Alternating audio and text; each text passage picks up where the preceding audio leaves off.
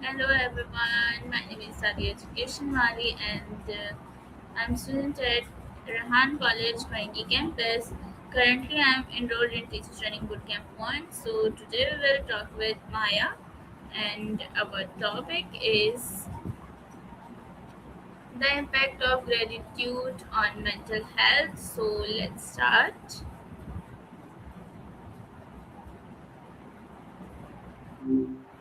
What's up? Hello Maya, how are you?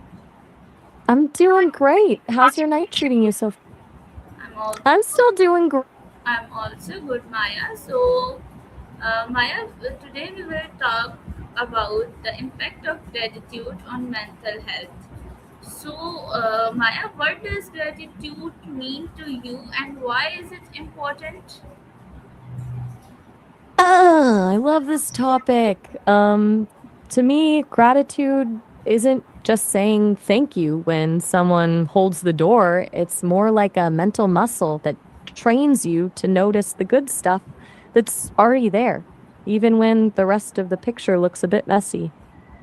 It's important because it basically flips the script on our brains. We're naturally wired to spot problems and threats, but gratitude forces us to acknowledge the wins, which can totally shift your mood from feeling lacking to feeling abundant.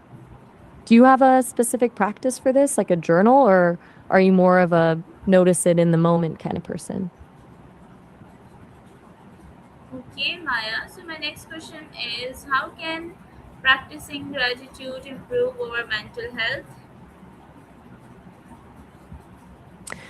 It basically acts like a natural antidepressant for the brain. When you focus on gratitude, your brain releases dopamine and serotonin. Those feel good chemicals that naturally lift your mood and lower stress. Over time, it actually rewires your thinking patterns, making you more resilient because you're not just weathering the storm, you're actively looking for the silver lining. It's like shifting from a magnifying glass that only shows the flaws to one that highlights the beauty. Do you feel like your mood shifts noticeably when you take a second to appreciate something small? Okay, Maya. So, my next question is why do people often focus more on problems than on blessing? How does gratitude help reduce stress and anxiety? It's called the negativity bias. Our brains are basically old school survival machines back in the day. Noticing the tiger in the bushes was way more important for staying alive than noticing a pretty sunset. We're just wired to prioritize threats. Gratitude is like a manual override for that system. It forces the brain to slow down and recognize that you're actually safe and supported, which calms the nervous system. When you move your focus from what's going wrong to what's going right, it lowers your cortisol levels, which is why that feeling of anxiety starts to fade. Do you find that you're usually the ones spotting the potential problem in a situation before anyone else does? Okay, Maya. So, my next question is I'm listening. gratitude improves self confidence and self esteem. How? What is connection between gratitude and happiness? It absolutely can.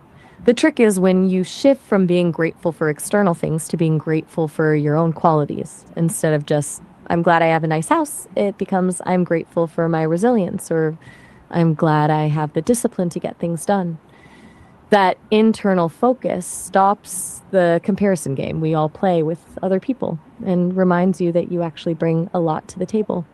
As for happiness, gratitude is basically the engine. Happiness is often a fleeting emotion based on a good event, but gratitude is a sustainable state.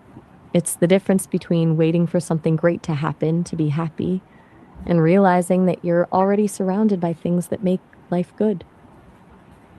Do you think it's harder to be grateful for yourself than it is for the people around you?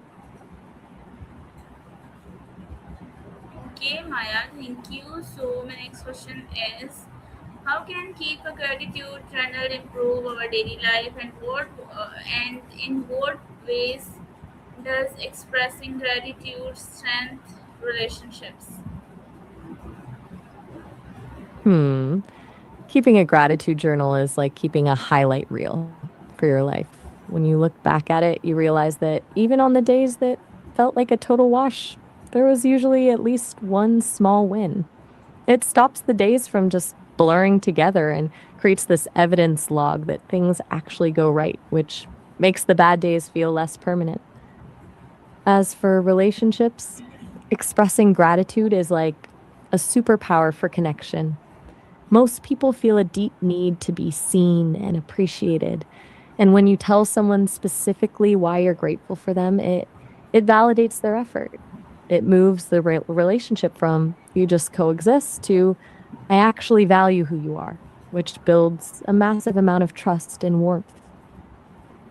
Who's someone in your life that you feel really sees you? Okay, Maya. So my next question is, what are the some simple daily habits for practicing gratitude? How does gratitude affect our physical health and our all well-being? For the daily side of things, the simplest move is the three things rule. Just before you go to sleep, think of three specific things from your day that you're grateful for. The key is being specific instead of just my family. Try the way my brother made me laugh at dinner. It forces your brain to scan the day for wins. Another great one is the gratitude text, just sending a quick message to someone, telling them why you appreciate them, takes 10 seconds, but changes the whole energy of your day.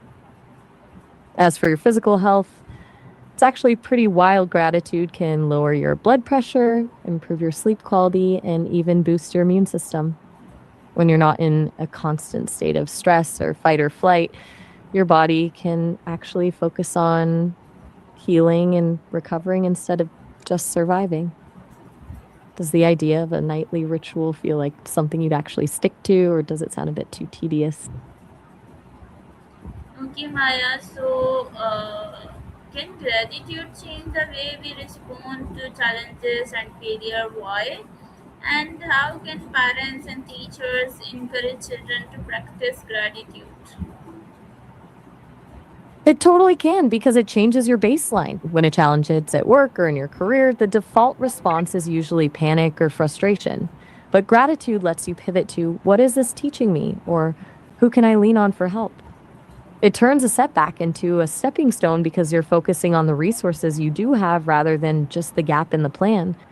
It makes you a much more resilient teammate and leader because you're the person noticing the effort others are putting in, even when things are stressful. For parents and teachers, the best way is to model it out loud. Instead of just telling a kid to be grateful, they can say things like, I'm so grateful for how you helped me clean up the kitchen today. It shows children that gratitude is a way of noticing and valuing people, not just a manners thing.